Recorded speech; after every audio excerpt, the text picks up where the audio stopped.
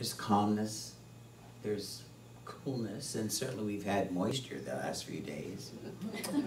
And the thing that I like to know and reflect upon is to be considerate toward all that you meet. I have to tell you a story about the Christmas trees. I've always had an issue with Christmas trees. I love them, don't misunderstand me. But it is not always the most happy of memories for me. My father made his transition on Christmas. And so when I look at a Christmas tree, not only do I see him and remember him, but it's a mark that has left a deep, I won't say a shadow, but a deep opportunity to remember.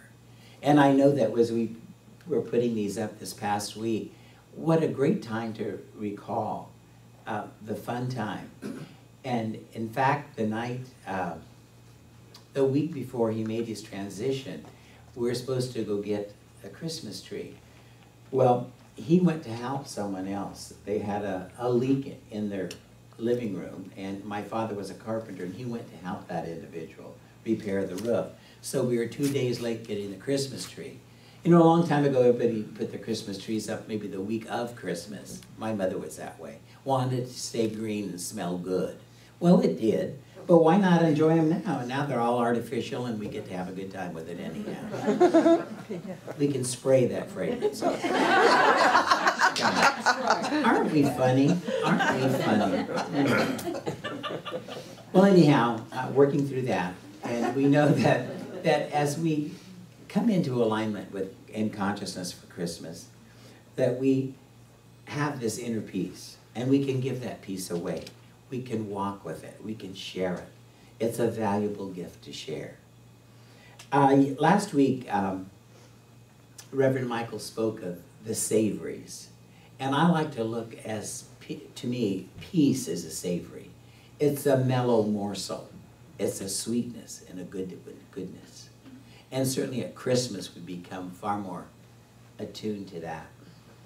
I know a couple of years ago, I spoke about how beautiful Christmas is and how nice we are to one another, and we recognize that. And that it would be so nice if we stayed in that consciousness, and we can.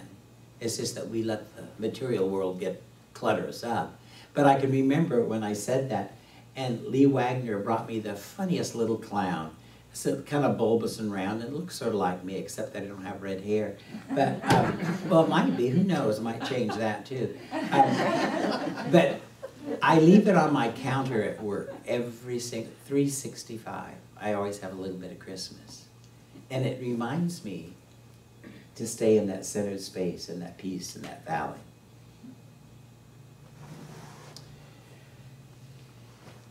What I have learned to know too is that standing in your truth, that no is a complete sentence.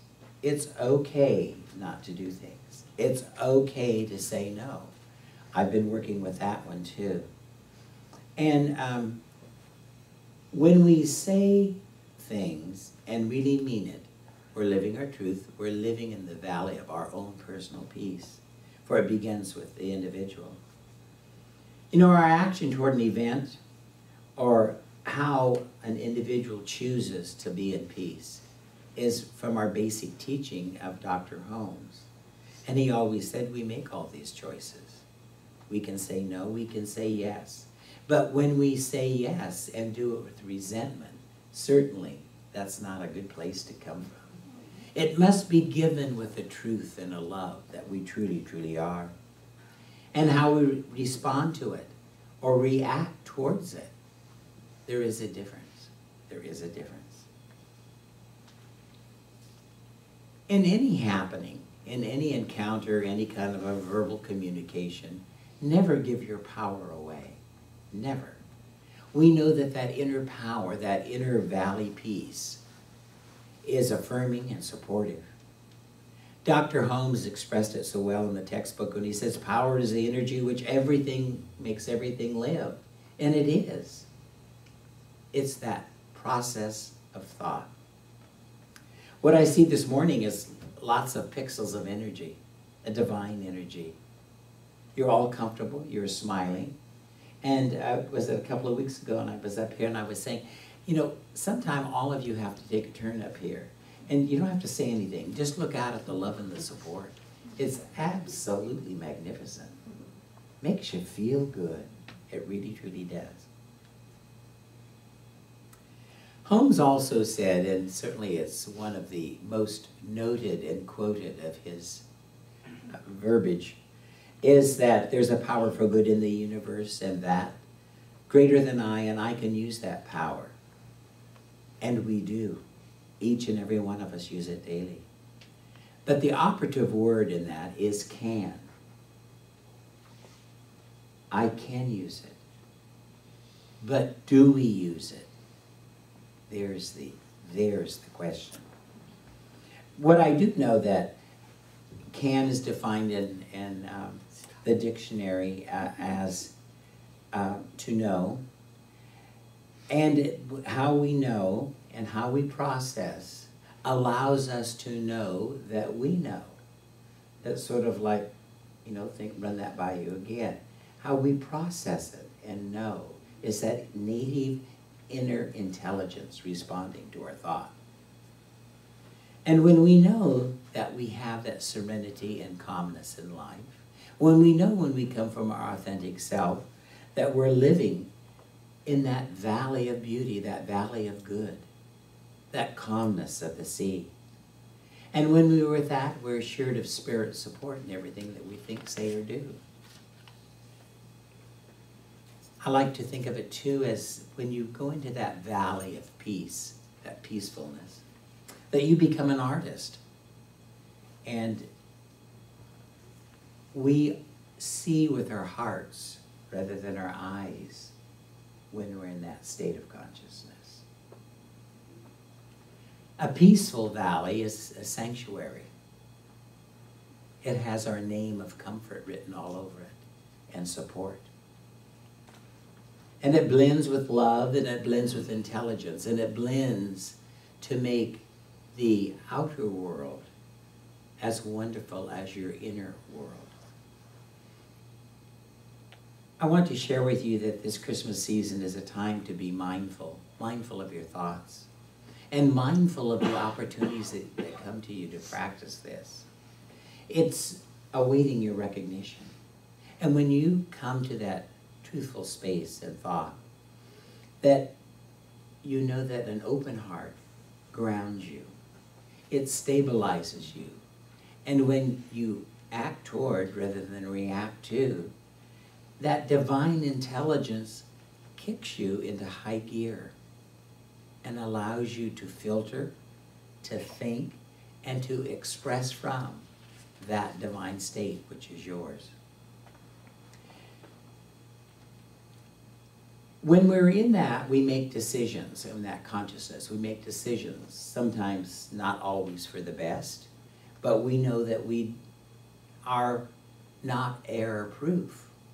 We're human, and we express. And if we do something, we can correct that.